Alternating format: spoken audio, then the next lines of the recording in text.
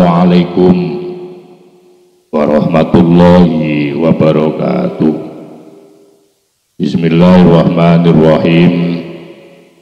Alhamdulillah ahmaduhu wa nasta'inuhu wa nastaghfiruh wa na'udzu billahi min syururi anfusina wa min sayyiati a'malina.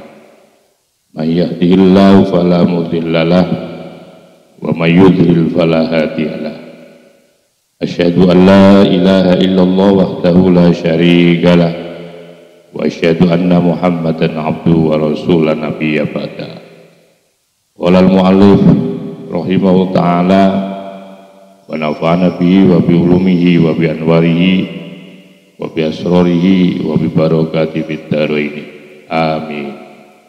Alhamdulillah, mari kita lanjutkan kajian kitab Fathul Mu'in, di mana kita sudah menyelesaikan muqaddimah dan ini menjadi pembahasan bab pertama, yaitu mengenai sholat. Itu mohon disimak, dikaji, ditelaah dari kitab yang Anda miliki. Bismillahirrahmanirrahim. Babus sholati, bab menerangkan sholat. Ia adapun sholat syara'an, secara syara' itu aqwalun, merupakan ucapan-ucapan, wa af'alun, dan perbuatan-perbuatan, mahsusotun, yang telah ditentukan, muftatahatun, yang diawali ditakbiri dengan takbir, muhtatamatun, yang diakhiri bitaslimi dengan salam. Inilah definisi sholat menurut syarak. Jadi yang namanya sholat itu adalah ucapan demi ucapan, wa af'alun, dan perbuatan demi perbuatan. Tetapi akwal, ucapan demi ucapan, perbuatan demi perbuatan itu sifatnya sudah ditentukan.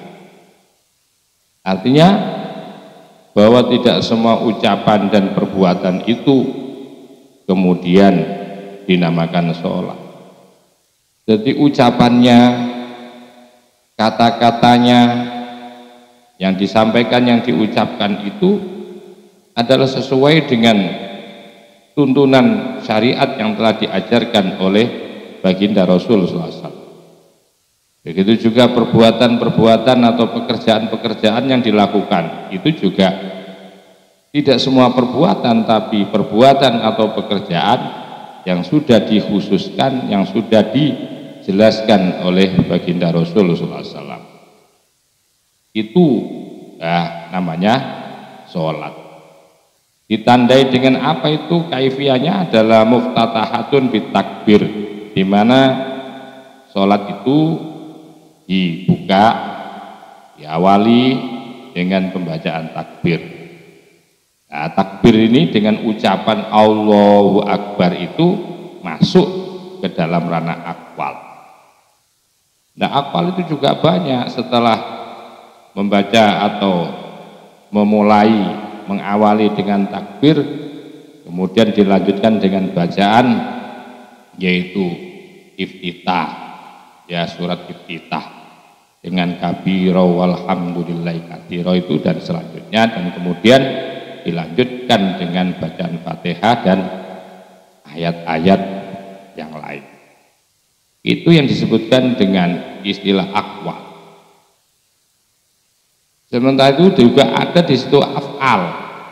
Af'al itu berubah, bahwa sholat yang menjadi rukunnya sholat adalah berdiri, ya, dilakukan dengan cara berdiri, dengan cara ruku, kemudian i'tidal, kemudian sujud. Itu namanya perbuatan-perbuatan di dalam sholat. Dan setelah itu selesai, maka ditutup, diakhiri muhtatamatun, dan ditutup, ya, diakhiri ditaslimi dengan bacaan atau ucapan salam. assalamualaikum, assalamualaikum. Itu yang namanya sholat menurut syara. Dengan demikian, kalau kita pahami dari pendefinisian istilah sholat menurut syara ini, ya, ini bukan definisi yang bersifat dzati, tapi ini definisi yang bersifat tasawur atau gambaran atau sifat, ya, mendefinisikan sholat tapi melalui pendekatan-pendekatan, yaitu gambaran-gambaran, ya, daripada sholat. Wasumiyat, dan kemudian dinamakan, ya, wasumiyat, dan dinamakan bidzalika, dengan itu sholat. Kenapa kok juga dinamakan sholat? Listimaliha ini, karena mencakupnya perbuatan sholat itu, ya, mencakupnya perbuatan sholat itu ala sholati, terhadap arti sholat. Atau saya ulangi lagi, wasumiyat, dan dinamakan bidzalika, dengan sholat itu, listimaliha, karena memuatnya atau mencakupnya, ya, mencakupnya di dalam sholat itu, di dalam sholat dalam definisi syar'an tadi, akwal wa afal, itu di situ mencakup ala sholati, terhadap arti sholat lughatan, menurut bahasa atau secara bahasa. Waya, adapun sholat menurut bahasa itu ad-du'a'u, yaitu doa. Ya, karena di situ sholat itu di dalamnya, ya, mencakup, bahwa sholat itu mencakup daripada doa-doa, maka pas, ya, maka paslah kemudian bahwa sholat itu didefinisikan seperti itu. Artinya begini loh, artinya bahwa biar tidak lepas pendefinisian syara', ya, pendefinisian secara syara' itu biar tidak lepas terhadap makna sejatinya sholat, ya. Makna sejatinya sholat itu secara bahasa adalah doa, dan kenyataannya bahwa sholat itu di situ ada banyak sekali kan bacaan-bacaan yang merupakan bacaan bentuk doa, seperti Rabbighfirli warhamni. Nah, ini kan termasuk doa, maka pas. Jadi kalau hanya diartikan akwal wa af'al makhsuso, ya, muftatah bit takbir, muftatamatun bit taslim, mungkin kurang pas dengan makna asli daripada sholat itu sendiri secara bahasa. Sehingga pas ini, akhirnya dua unsur ini sama-sama bisa masuk di dalam definisi sholat. Unsur bahwa di situ ada ucapan, ada perbuatan tertentu, ya, awali dengan takbir, ditutup dengan salam, dan di dalamnya itu bahwa sholat itu merupakan bagian daripada cakupan-cakupan doa. Wal mafrudatu, dan adapun, ya, hal-hal yang difardukan. Al-wal mafrudatu, dan adapun perkara-perkara yang difardukan. Al-ainiyatu, yang bersifat ainiyah. Artinya bahwa sesuatu yang diwajibkan secara ainiyah atau yang disebut dengan hukum fardu ain itu khamsun, ada 5. Bi kulli yaumin walilaitin, di dalam setiap hari, walailatin, dan malam.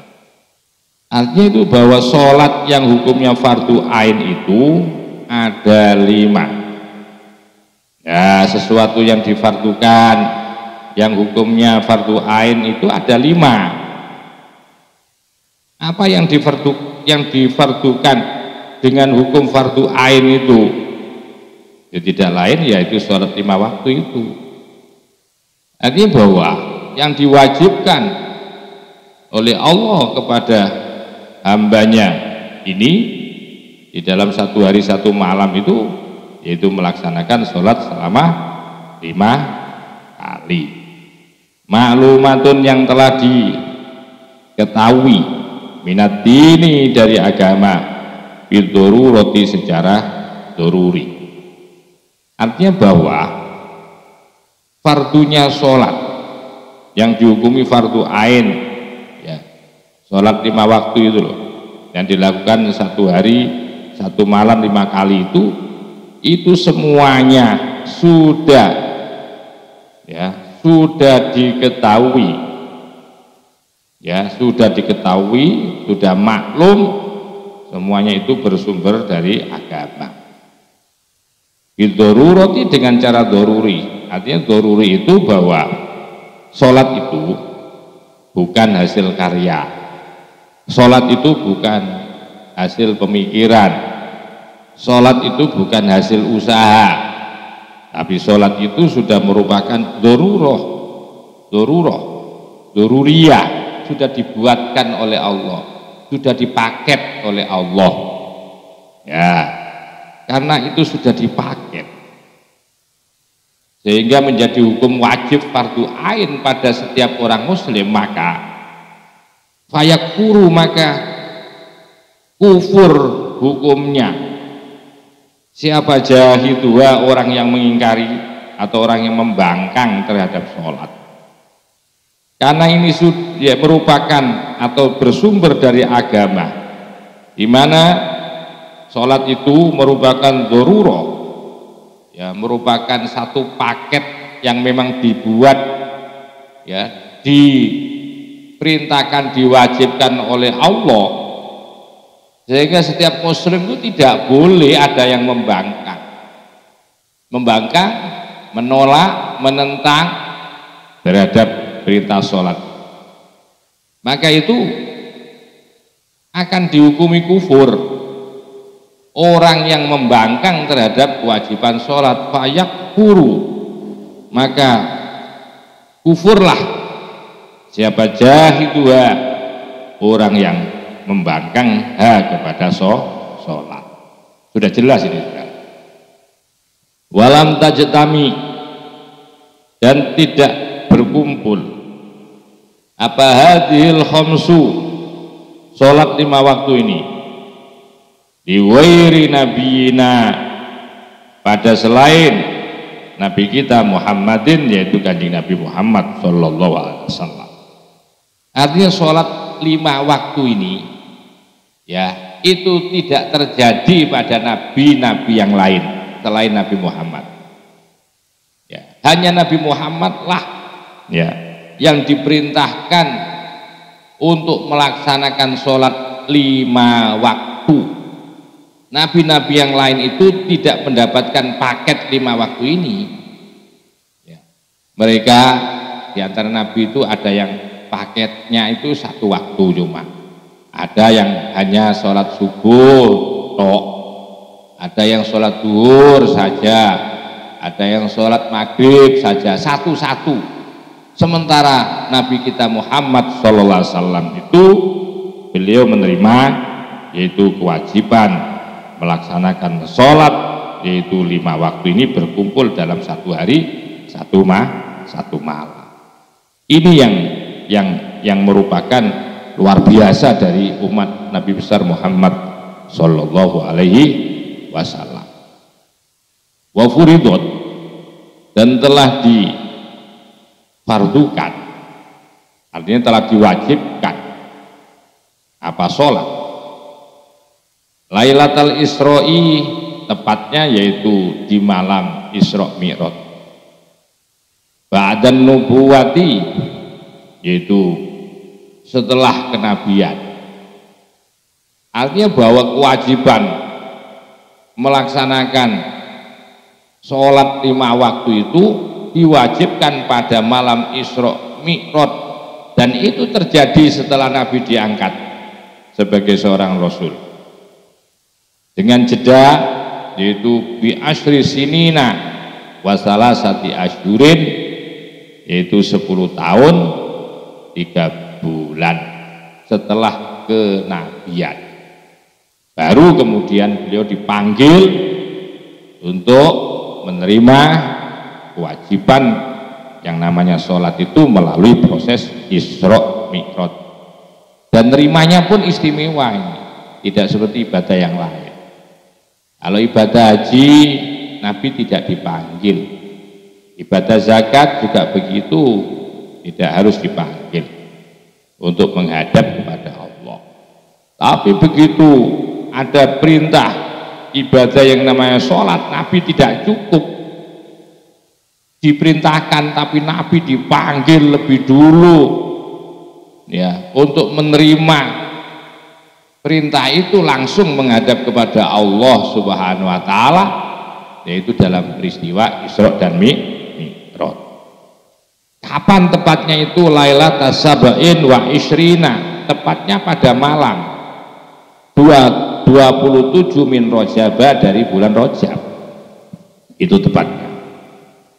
Walam tajib, nah ini walam tajib, dan tidak wajib apa subhu yaumi tilkal lailati, sholat subuh pada hari malam itu.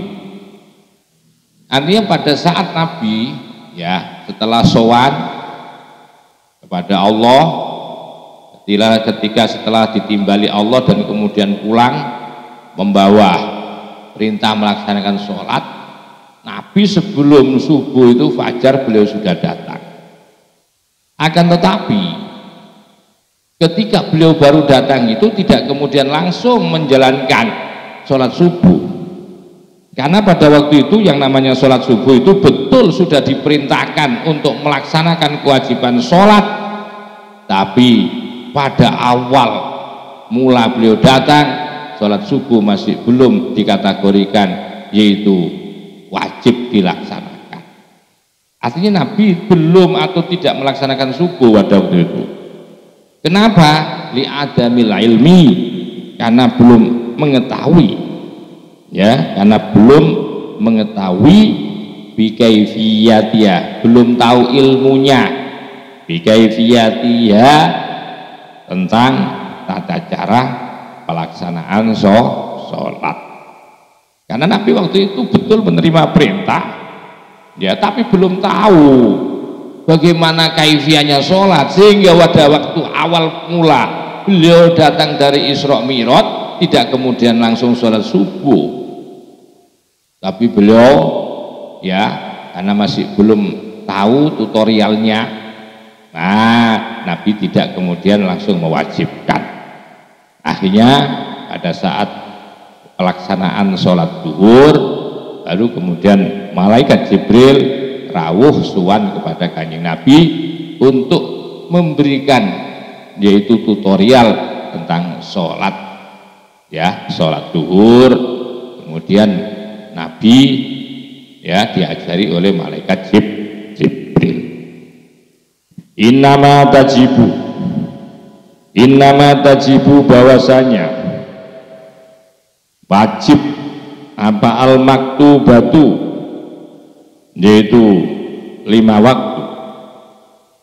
Maksudnya apa wajib 5 waktu itu? Ai sholawatul khomsu, yaitu maksudnya adalah sholat 5 waktu. Karena ini menjadi perintah dan wajib dilaksanakan oleh hamba-hambanya, maka kemudian hukum ini menjadi wajib. Kepada siapa atau siapa yang diwajibkan sholat 5 waktu itu? Ala kulli muslimin, yaitu kepada tiap-tiap orang Islam. Syaratnya mukallafin, yang mukallaf, jadi orang Islam yang sudah mukallaf. Mukallaf itu artinya sudah terbebani oleh hukum wajib ya, terbebani, sudah dibebani hukum halal haram wajib termasuk. Nah, di sini dijelaskan mukallaf adalah aibalighin. Maksudnya adalah orang yang sudah balik. Balik kita sudah paham, ya. Di antaranya ditandai dengan mimpi basah bagi lelaki. Bagi perempuan yaitu dengan ditandai dengan menstruasi atau sampai umur 15. Nah ini zakarin lelaki awwalihi atau selain lelaki, maksudnya perempuan tohirin yang suci. Jadi balik berakal. Kalau orang gila nggak boleh, nggak wajib. Orang yang mughma alaih, orang yang epilepsi ya boleh, orang yang semaput juga nggak boleh. Ya, orang yang mabuk juga tidak boleh, tidak wajib sholat. Nanti akan dijelaskan di bawah. Karena itu harus berakal, harus balik dan berakal, maka ya juga di sini ada tohirin yang suci. Suci artinya bahwa orang yang sholat itu adalah orang yang suci dari hadas kecil dan hadas besar. Maka itu falatajibu, maka tidak wajib sholat ala kafirin, ya, terhadap orang kafir. Karena hanya orang Islam, maka tidak wajib ala kafirin bagi orang kafir asliin yang asli, orang kafir yang asli, wasobiyin dan anak kecil Islam, ya, tapi dia belum berakal, maka tidak wajib. Termasuk yang tidak berakal wa majnunin, dan orang majnun, orang gila, wa mughma, dan orang yang ayan, wa mughma alai atas mughma, orang yang kena penyakit epilepsi, wasakrona, dan mabuk bila taatin. Nah ini kalau mabuk itu disyaratkan mabuk yang tidak disengaja. Contoh mabuk yang tidak disengaja, orang nggak tahu ya, bahwa makan gadung itu kalau salah ngelola, kalau salah memasak itu bisa menjadikan seseorang itu mabuk. Karena memang dia hobi makan gadung, karena salah memasaknya, ya, salah mengelolanya, ternyata dimakan. Setelah habis makan gadung, kemudian dia mabuk. Nah, mabuk sekalipun, ya, sekalipun dia makan sesuatu yang tidak disengaja, tadi makan gadung, bukan minum bir, maka tidak wajib sholat. Nah, makan gadung yang tidak disengaja ini, nah ini tidak wajib sholat. Berarti nanti ada semacam tafrik, ada semacam tafsil, ada perincian bagaimana bagi orang yang mabuknya itu disengaja. Itu pasti nanti ada penjelasan. Ya kalau dilihat dari konteks ini, karena bersyarat bahwa yang boleh tidak wajib sholat adalah orang yang mabuknya bukan karena disengaja, ya berarti kalau mabuk disengaja itu tidak gugur, ya, tidak gugur dari melaksanakan kewajiban sholat, artinya dia tetap wajib. Wala ala haidin, begitu juga tidak wajib sholat ala haidin atas, yaitu seorang wanita yang haid. Ya tentu haid itu wanita, nggak ada yang laki, terhadap orang yang haid. Wa nufasaa, dan nifas. Bagi ibu-ibu atau perempuan-perempuan yang haid dan yang nifas ini tidak diwajibkan sholat. Artinya boleh ditinggalkan ketika dia kedatangan bulan atau haid atau sedang nifas. Kenapa? Li'adami sihatiha, alasannya adalah karena tidak sahnya sholat. Li'adami sihatiha, karena tidak sahnya sholat. Minhuma, dari kedua orang haid dan nifas, karena nifas, haid dan nifas itu yang menjadi tidak sahnya sholat. Karena tidak sahnya sholat maka dia tidak wajib, begitu loh. Karena itu tidak sah sholat karena kedatangan bulan atau menstruasi atau nifas, maka karena itu gugur kewajibannya. Kalau sudah gugur kewajibannya, wala qodho'ah, dan tentu tidak ada qodho, tidak perlu nyaur ya sholat, wala qodho'ah, tidak ada, tidak wajib, tidak dikenai untuk mengkodok, tidak wajib mengkodok. Bagi siapa itu alihima atas keduanya, yaitu orang yang haid dan nifas. Bal akan tetapi ya, tajibu wajib sholat. Nah, ini tadi yang saya katakan. Ala murtadin, ya wajib, yaitu mengkodok sholat. Siapa itu ala murtadin?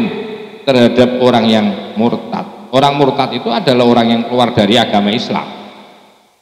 Wa muta'addin, dan orang yang sengaja bisukrin, yaitu untuk mabuk, sengaja mabuk, itu wajib itu mengkodok sholat.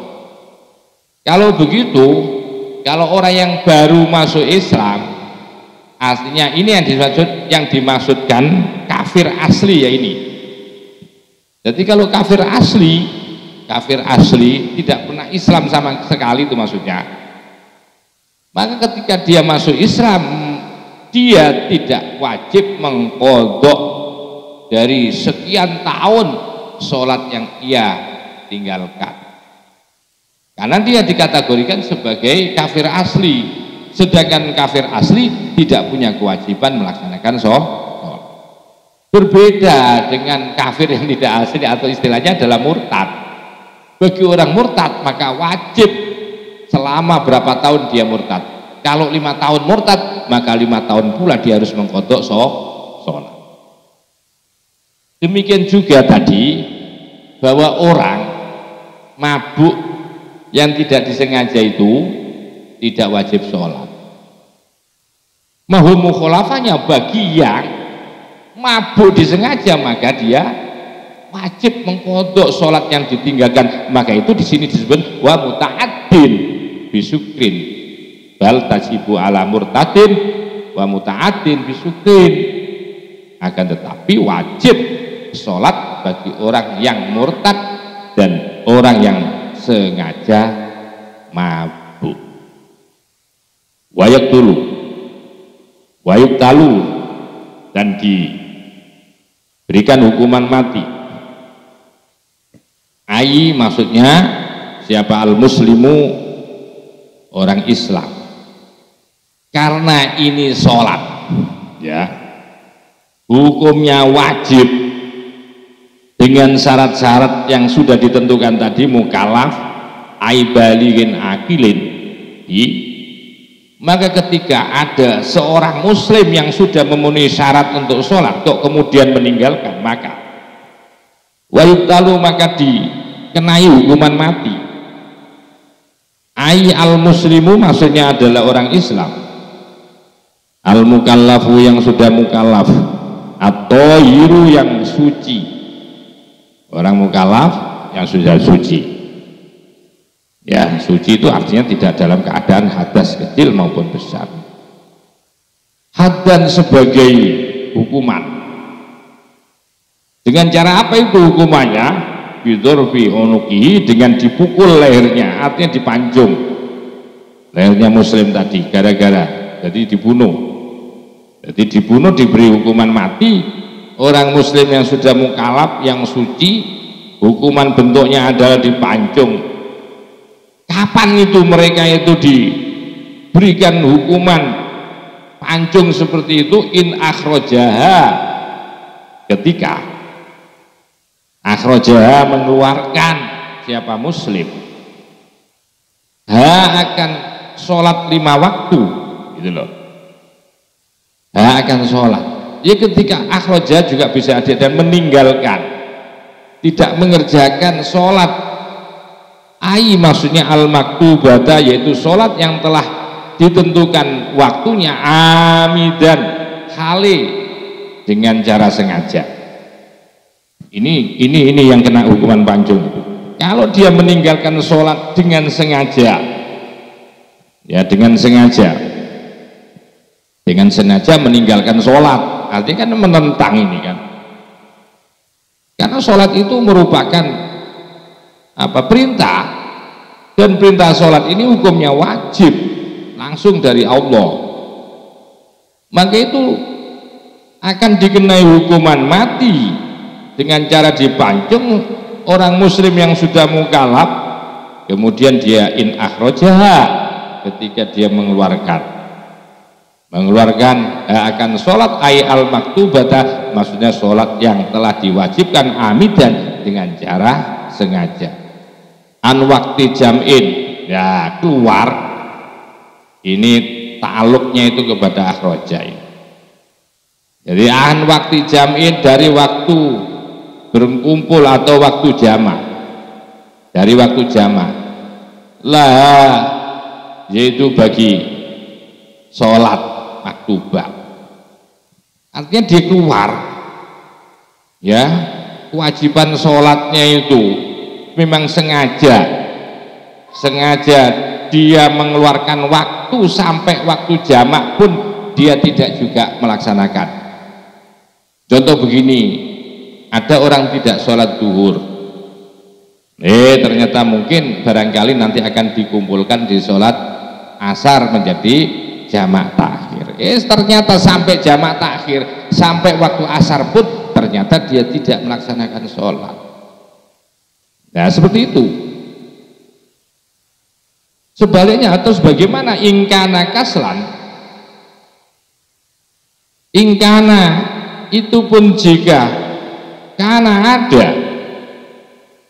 ya ingkana jika ada seseorang muslim yang meninggalkan sholat itu kaslan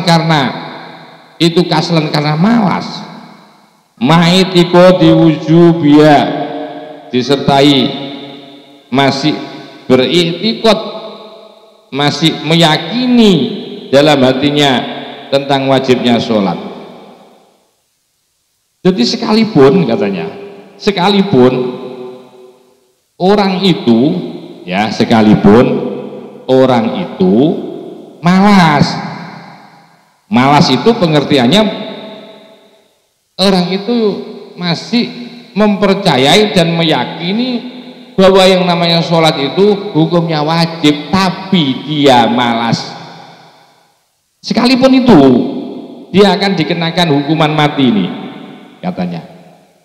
Ingkana, sekalipun karena ada siapa muslim itu kaslan malas ma'itigo diwujubia, bersama masih meyakini ya akan kewajiban sholat. Ilam yatub, dengan catatan ilam yatub, kalau tidak tobat siapa muslim yang kaslan tadi. Ilam yatub, jika tidak bertobat siapa kaslan, siapa muslim yang kaslan tadi, ba'dal istitabati, setelah diminta untuk taubat atau disuruh taubat. Nah ini ya. Jadi ternyata yang dikenai hukuman mati itu tidak hanya karena meninggalkan sholat dengan sengaja. Orang yang meninggalkan sholat dalam keadaan malas itu dalam pengertian bahwa dia masih meyakini, mengiktikodi akan kewajiban sholat, itu bila mana ilam yatub, kalau dia tidak mau tobat ba'dal istitabati, setelah diminta tobat. Jadi setelah itu diminta tobat, ternyata kok tidak tobat. Nah umpamanya nggak tobat, sudah diminta tobat sampai tobat, wis ojo malas lagi, jangan malas lagi. Nah kok ternyata dia juga tidak tobat, diminta tobat atas kemalasannya, kok dia masih tetap, umpamanya dia dibunuh, dihukum mati, maka di situ ya, maka di situ berlaku. Nanti di bawah ini akan dijelaskan. Ilam yatub, jika tidak mau bertobat siapa? Muslim yang kaslan tadi. Ya, muslim yang kaslan tadi tidak mau tobat ba'dal istitabati, setelah diminta untuk bertaubat. Wa ala nadbil istitabati, dan atas dasar sunnahnya disuruh taubat, maka atas dasar bahwa orang yang malas itu ya, orang yang malas itu disunahkan. Kita itu disunahkan kepada orang yang malas agar supaya orang yang malas itu agar supaya tobat dari kemalasannya dari sholat. Kok ternyata belum tobat, sudah diminta tobat cuma belum tobat, kok kemudian dibunuh, bagaimana itu? Maka layat manu, maka tidak bertanggung jawab.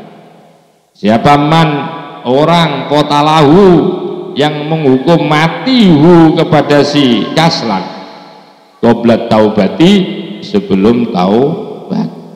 Umpamanya ini dikenakan hukuman mati atau dibunuh padahal dia sudah diminta tobat, tidak segera taubat, kemudian orang itu sebelum taubat kok sudah dibunuh padahal sudah diminta agar supaya bertaubat, maka si pembunuh tidak bertanggung jawab, tidak dikenai hukum diyat, tidak dikenai hukum kisos, ya, kecuali kalau tobat loh, namanya tobat, sudah tobat kok dibunuh, maka orang itu kena hukum diyat dengan mendapatkan harus membayar kompensasi.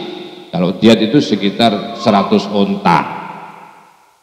Nah ini jadi layat manu man kota lahu qoblat taubat, selama belum taubat padahal sudah diminta taubat, karena meminta taubat itu adalah sunnah, maka ketika orang itu dibunuh maka tidak bertanggung jawab, tidak dikenai dia, tidak dikenai kisos orang yang membunuh itu lagi nahu. Akan tetapi man yang membunuh tadi itu ya samu dosa. Kenapa dosanya di sini? Karena tidak sabar menunggu taubatnya orang yang malas tadi. Nah ini ya, jelas sudah. Wayuk talu, dan dibunuh, dikenai hukuman mati. Kufron, karena kafir. Wayuk talu, dan dikenai hukuman mati. Kufron, karena kufur, ingkar. Ingkarnya gimana? Intarokaha, ya, wayuk talu, dan dibunuh, dihukum, ya, dikenai hukuman mati. Kufron, sebagai ya, sebagai kekufuran, alasannya sebagai kekufuran. Bagaimana? Intarokaha, jika seseorang tadi, orang yang intarokaha, jika meninggalkan, siapa orang yang dibunuh, akan sholat, meninggalkan sholat jahitan, dengan cara membangkang, melawan, menentang wujubah, akan perintah wajibnya sholat, ya. Jadi dia kan meninggalkan sholat, kemudian dengan dia melakukan pemberontakan, memberontak, menentang, melawan, membangkang atas kewajiban sholat itu, maka ketika meninggalkan dengan cara seperti itu, dengan cara memberontak, membangkang itu, maka wajib, maka harus dikenai hukuman mati. Kalau sudah seperti itu, fala yuksalu, maka tidak boleh dimandikan siapa? Orang yang jahit tadi. Wala yuksalulan, dan tidak boleh dimandikan siapa jahit. Wala yusolat, dan tidak boleh disolati alaihi, atas jahit, orang yang membangkang, orang yang menentang kepada perintah kewajiban sholat. Wayubadiru,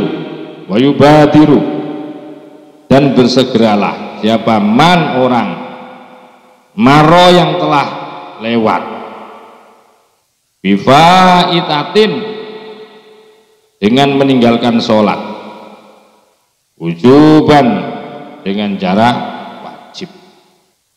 Infata jika meninggalkan sholat seseorang itu tadi bila udrin tanpa udur, artinya tidak punya alasan. Gimana maksudnya? Maksudnya begini, tidaklah mensegerakan, ya harus mensegerakan man, yaitu orang maro yang telah lewat tadi. Jadi maro yang telah lewat bifaitatin dengan meninggalkan sholat wajib, sholat fardu. Bersegeralah untuk mengkodok, begitu mas. Bersegeralah orang yang lewat, ya, karena meninggalkan sholat, bersegeranya itu wujuban, ya, itu secara wajib. Artinya wajib mensegerakan, begitu enak. Wa yubadiru, dan menyegerakan siapa man orang maro yang telah lewat, siapa man bifaitatin dengan sholat kodok tadi, ya, artinya tidak bisa memenuhi sholat ada. Kalau kamu, ya, kelewatan sholat, tidak sempat sholat karena lupa, atau kamu pokoknya kamu lalai lah untuk melaksanakan kewajiban sholat, maka ketika itu kamu harus bersegera mensegerakan, ya, secara wujuban, secara wajib. Nah, wajibnya itu kapan itu? Kan gitu itu nanti mentafsir ini, mentafsir tentang wajibnya itu. Jadi disuruh segera untuk mengkodok dari sholat yang ditinggalkan, ya. Mensegerakannya itu, mensegerakan mengkodok sholat itu hukumnya wajib. Wajib. Bila mana itu infata, jika melewati atau kehilangan. Ya, bila kehilangan tidak melaksanakan sholat ada dulu, bila udrin tanpa adanya alasan. Sholat duhur ditinggalkan tanpa ada alasan. Alasannya yang dibenarkan oleh syariat, maksudnya ya. Di antaranya alasan yang boleh dibenarkan syariat mungkin tertidur, ya, tertidur atau karena sakit atau tidak sadarkan diri, begitu loh. Nah, kalau engkau, ya, atau menghilangkan atau tidak melaksanakan sholat ada, maka ketika kamu sadar, maka kamu wajib hukumnya untuk segera mengkodok. Kapan itu wajib hukumnya mengkodok itu? Bila kamu tidak sholatnya ada itu, tidak melaksanakan sholatnya ada itu tanpa punya alasan. Jadi umpamanya kamu tidak ada alasan apa-apa kemudian meninggalkan sholat duhur, lah apa yang kamu sengaja dari meninggalkan sholat? Ketika kamu dengan sengaja meninggalkan sholat, maka ketika kamu tidak mengkodoknya itu hukumnya wajib, karena kamu tidak punya alasan. Tidak ada alasan kamu untuk meninggalkan sholat tadi sampai kemudian mengkodok, itu nggak ada alasan. Kamu cuma duduk doang, kamu main sekak, kamu main gaple, atau kamu lihat WA terus sampai mengabaikan sholat itu, maka itu hukumnya wajib. Maka itu fayalzamuhu, maka wajib bagi orang yang faid tadi, orang yang meninggalkan sholat tadi, apa al-qoda'u, yaitu mengkodok fauran, secara langsung, bersegera. Itu ketika meninggalkannya sholat itu tidak punya alasan atau bukan alasan udzur, tidak punya alasan. Nah, berbeda nanti kalau begitu tafsirnya itu ada nanti, biasanya kayak gini. Fikih itu biasanya begitu, fikih itu. Ya, fikih itu biasanya seperti itu. Qala Dawud, siapa Syekhuna Ahmad bin Hajar rahimahullah ta'ala, yaitu Syekh Ahmad Ibnu Hajar, ya. Bagaimana beliau dawuh, ya, Ibnu Hajar beliau menyampaikan begini, walladzi yadharu, ya, walladzi yadharu, walladzi yadharu annahu yalzamuhu sarfu jami'i zamanihi lil qada'i ma ada ma yahtaju li sarfihi fi ma la budda lahu minhu wa annahu yahrumu alaihi tatawwu. Qala Dawud, siapa Syekhuna Ahmad bin Hajar rahimahullah ta'ala. Jadi Syekh Ahmad Ibnu Hajar yang dimaksudkan di sini ya, karena ini beliau pengarang kitab ini, Zainuddin Al-Malibari ini termasuk salah satu santrinya Ibnu Hajar. Yang dimaksud Ibnu Hajar ini bukan Ibnu Hajar Al-Asqalani, tapi Ibnu Hajar Al-Haytami. Jadi begitu yang mengatakan qala syekhuna, itu maksudnya adalah guruku itu adalah Ibnu Hajar Al-Haytami. Walladzi yadharu, walladzi yadharu, walladzi dan adapun yang yadharu jelas dalilnya, annahu sesungguhnya qadha, yalzamuhu wajib, ya hu mengqadha atau hu kepada seseorang yang mengqadha apa sarfu jami'i zamanihi, mempergunakan seluruh waktu-waktunya, ya waktu-waktu seseorang tadi lil qadha'i, untuk mengqadha sholat. Artinya menurut pendapat Ibnu Hajar Al-Haytami, menurut pendapat yang jelas dalilnya walladzi yadhar, bahwasanya mengqadha sholat itu, bahwasanya mengqadha sholat itu wajib hukumnya. Bagaimana pelaksanaannya adalah, wajibnya adalah mempergunakan seluruh waktu-waktu itu untuk mengqadha, agar supaya mempergunakan seluruh waktu, ya, agar digunakan untuk mengqadha sholat yang ditinggalkan. Jadi itu wajib hukumnya, ya itu wajibnya. Jadi begini loh, bahwasanya wajib bagi orang yang punya kewajiban mengqadha sholat agar menggunakan seluruh waktunya hanya untuk sholat yang ditinggalkan. Seberapa banyak sholat-sholat yang ditinggalkan? Ma'ada, selain ma'adama, selain sesuatu, maksudnya waktu, yahtaju, yang digunakan, lisorfihi, ya, yahtaju yang butuh, lisorfihi, untuk menggunakan fima, pada hal-hal labudha yang wajib, lahu, bagi si seseorang yang mengqadha tadi, minhu dari ma,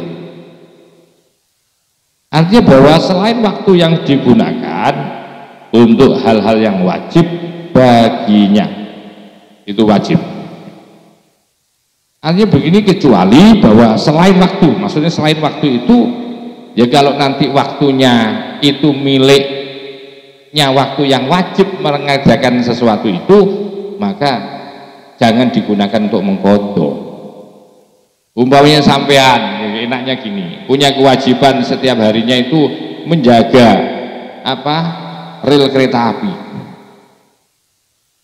menjaga rel kereta api.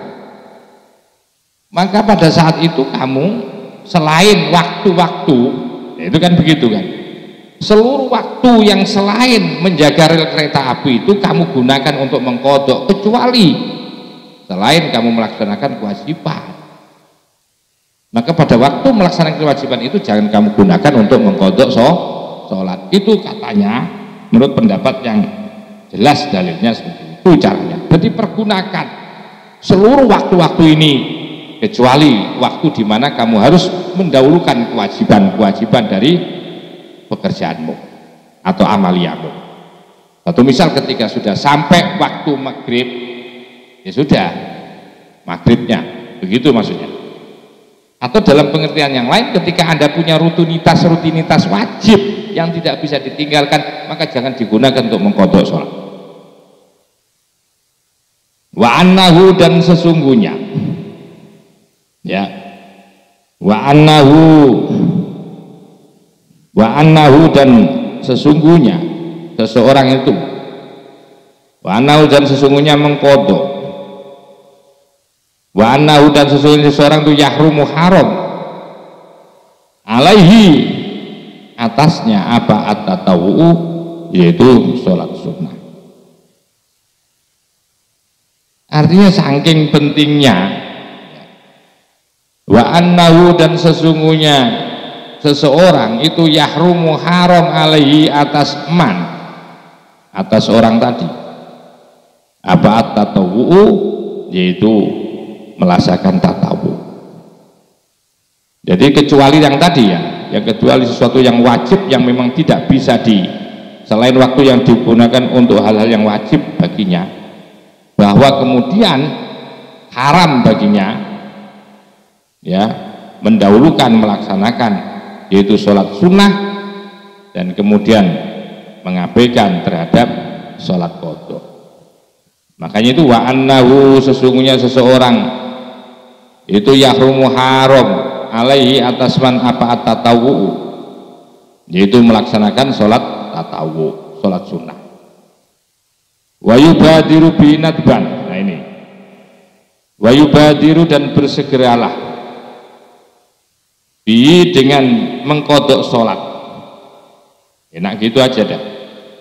Nadban yaitu karena sunnah. Jadi pertama tadi itu hukumnya wajib mengqadha sholat, wajib mensegerakan sholat, wajib mensegerakan mengqadha sholat bila sholat yang ditinggalkan itu tidak punya alasan. Waktu meninggalkan sholat dulu itu tidak punya alasan. Nah sekarang mensegerakan sholat qadha itu nadban, sunat. Kapan itu? Infata, jika fata hilang, artinya tidak melaksanakannya sholat dulu itu biudrin, karena punya alasan. Contoh kanaumin seperti tidur, lam yata'adda yang tidak disengaja bi dengan naum, wanisyanin dan karena lali atau lupa, ya karena lupa. Kadzalika yang seperti itu maksudnya lupa yang sama dengan tidur yang tidak disengaja, dan karena lupa juga lupa yang tidak disengaja. Kadzalika itu maksudnya begitu. Wa yusannu dan disunahkan apa tartibuhu mengurut-urutkan qadha sholat, ayil faidi maksudnya yaitu sholat yang hilang tadi, atau sholat qadha lah al-faid. Jadi hukumnya sunnah mengurut-ngurut sholat qadha itu tadi, sehingga fayakti maka melaksanakan siapa faid, orang yang mengqadha tapi melaksanakan as-subha qabla dhuhri, as-subha kepada subuh, qabla dhuhri sebelum duhur. Jadi sebelum duhur dilaksanakan diqadhai, maka dahulukan subuhnya dulu, qadha subuh dulu. Wa kada, dan begitulah seterusnya. Wa taqdimu dan disunahkan, yaitu mendahulukan, ini disunahkan mendahulukan qadha ala hadiratin, ya. Jadi disunahkan mendahulukan qadha ala hadiratin atas sholat yang hadir. Atas sholat yang hadir itu sholat yang memiliki waktu ada. Jadi disunahkan untuk mendahulukan qadha dulu daripada melaksanakan sholat adanya, dengan catatan apa? La yakhafu fautaha, tidak khawatir. La yakhafu, tidak khawatir, ya, siapa sih orang yang mengqadha tadi, fautaha akan hilangnya waktu hadiro, itu infata, jika kehilangannya waktu itu biudrin, karena udur. Sekali lagi, infata jika habis waktunya itu, dulu tidak sholat itu, biudrin karena udur. Jadi waktunya habis tidak melaksanakan sholat dulu, kemudian diqadha itu karena alasan mengada udur. Wa in khosyah, sekalipun khosyah khawatir, ya. Wa in khosyah, walaupun khosyah khawatir seseorang yang mengqadha tadi, fauta jamaatiha, kehilangan sholat berjamaah atau kehilangan jamaah sholat alal mu'tamadi, menurut pendapat yang muktamad. Jadi begini maksudnya, jadi dalam hal masalah qadha ini, hutang sholat ini, pertama disunahkan untuk didahulukan daripada sholat hadir atau sholat ada, dengan catatan tidak khawatir akan kehilangan waktu, artinya masih panjang waktu adanya itu bila mana dulu pada waktu meninggalkan sholat itu karena punya alasan, ya, itu satu. Dan wa in khosya fauta jamaatiyah, walaupun orang tersebut takut kehilangan sholat jamaah dari sholat yang hadir. Artinya begini, bahwa tetap dianjurkan untuk mengqadha lebih dulu atas sholat yang ditinggalkan dengan atau atas sholat ada. Pertama, bila dulu meninggalkan sholatnya itu punya alasan, sekalipun ada kekhawatiran bahwa tidak bisa melaksanakan sholat berjamaah.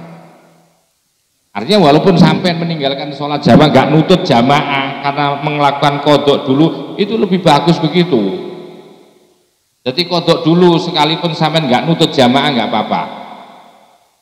Ya, saking pentingnya atau anjuran disunahkannya untuk mendahulukan qadha daripada sholat ada, ketika dengan alasan bahwa sampean dulu waktu meninggalkan sholat itu punya udzur, punya alasan.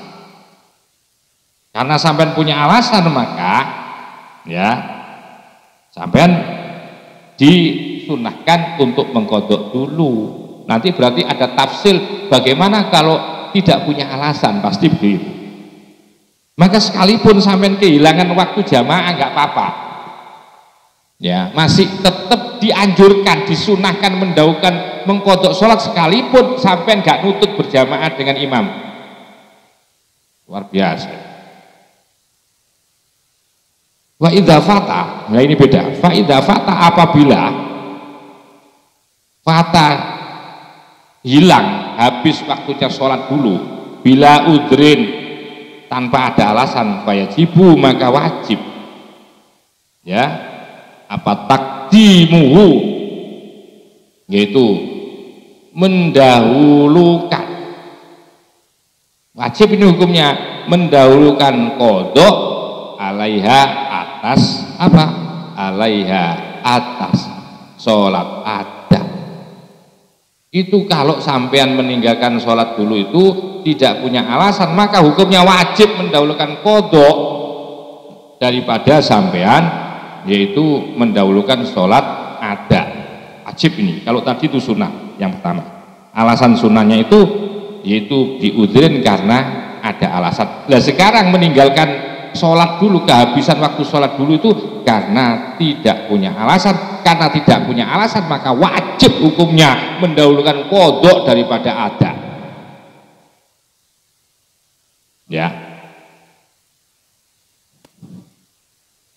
Ya, sampai di sini dulu, mudah-mudahan jadi ilmu yang manfaat, karena ini juga sudah maghrib. Wa akhiran wallahul muwaffiq ila aqwamit thoriq. Wassalamualaikum warahmatullahi wabarakatuh.